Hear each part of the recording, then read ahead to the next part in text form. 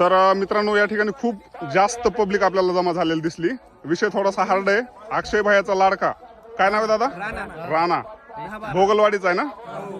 तर ही आपली पब्लिक आहे मित्रांनो, आपल्याला खूप चांगला सपोर्ट करतात हे. आणि ह्यांचा राणा आज पळा आलेला आहे. नंबरात राहणारी गाडी असं मला अगोदरच बजावून सांगितलेलं आहे. तर ह्याचा डाएट काय आहे बरं राणाचा? डाएट सगळा घरगुतीच बनवलेला आहे त्याचा. घरगुती बनवलेला आहे, सांगू शकत नाहीत नाही कारण की दुसऱ्याने फॉलो केला तर तुमचं follow नुकसान. चा विषय नाही, पण आपण सगळं घरगुतीच बनवतो ना. अच्छा अच्छा.